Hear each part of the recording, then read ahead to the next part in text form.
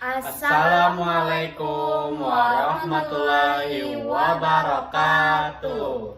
Kami dari kelompok 6. mari simak presentasi dari kami dengan judul Persiapan Dana Pensiun. Alhamdulillahirrabbilalamin. Wassalatu wassalamu ala asyrafil anbiya wal mursalin Sayyidina wa maulana Muhammadin wa ala alihi wa sahbihi ajma'in.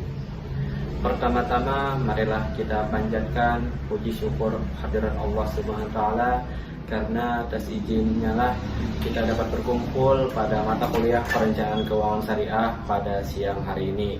Salawat serta salam selalu tercurah kepada junjungan kita Nabi besar Muhammad sallallahu alaihi wasallam, karena berkat beliau kita dapat menikmati indahnya iman, Islam dan ihsan hingga sekarang.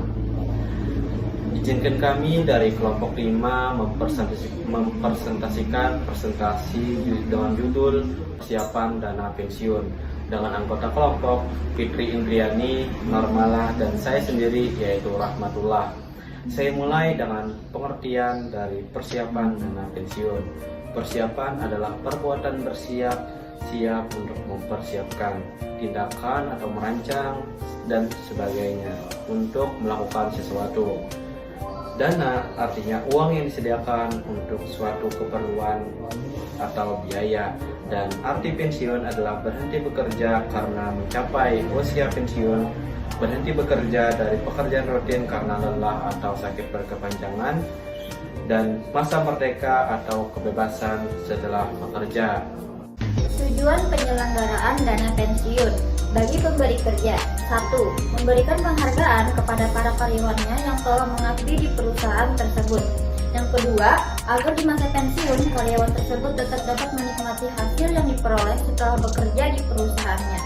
Yang ketiga, meningkatkan motivasi karyawan dalam melaksanakan tugas sehari-hari. Yang keempat, meningkatkan citra perusahaan di mata masyarakat dan pemerintah.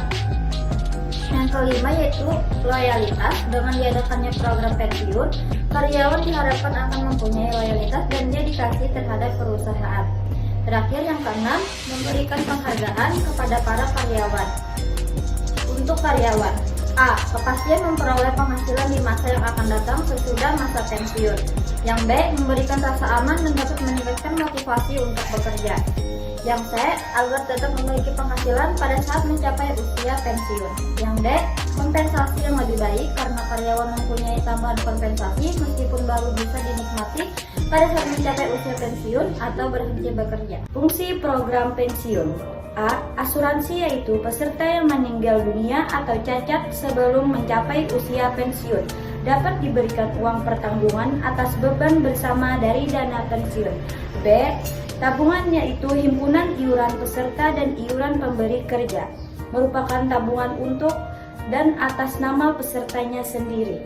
C. Pensiun, yaitu seluruh himpunan iuran peserta dan iuran pemberi kerja. Pensiun sejak bulan pertama sejak mencapai usia pensiun selama seumur hidup peserta dan janda atau duda. Asas-asas dan pensiun: 1. Penyelenggaraan yang dilakukan dengan sistem pendanaan. 2. Pemisahan kekayaan dan dana pensiun dari kekayaannya sendiri.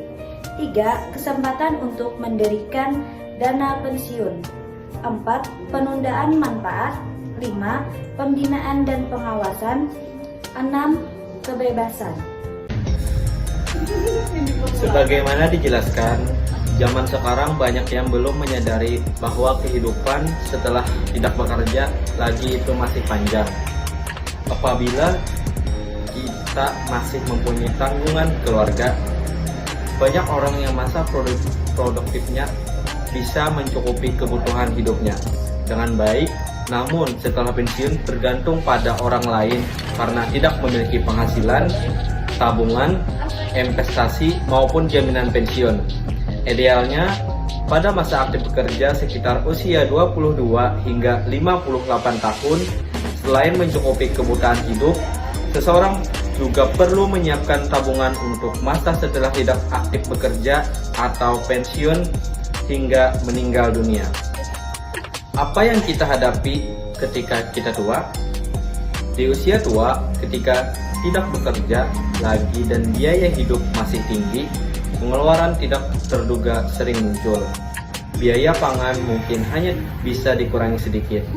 Biaya listrik terpaksa harus lebih hemat. Biaya papan berkurang karena lebih jarang mencat rumah maupun rumah orang tua perlu perawatan. Begitu pula biaya saudara yang juga dapat dikurangi ataupun biaya sosialisasi bisa diturunkan. Makin tua tentunya kesehatan semakin menurun dan seringkali memerlukan biaya. Kesehatan yang lebih besar, pengeluaran yang lebih besar pastinya selalu menuntut kita. Biaya kendaraan bagi yang mempunyai kendaraan mengalami sedikit penurunan. Secara total, biaya setelah pensiun bisa turun antara 0 sampai 40%. Perjalanan hidup dan biaya. Masa sekolah dan kuliah, semua perlu biaya. Biaya orang tua, biaya siswa, dan santunan perlu hemat dan menabung. Masa produktif, usaha dan penghasilan sendiri, mencukupi biaya hidup dan risiko sendiri, memenuhi keinginan punya keluarga, kendaraan, dan rumah. Perlu hemat menabung, investasi, dan dana untuk masa tua. Masa pensiun, penghasilan dan kesehatan menurun, biaya hidup mestinya menurun tetapi masih tinggi.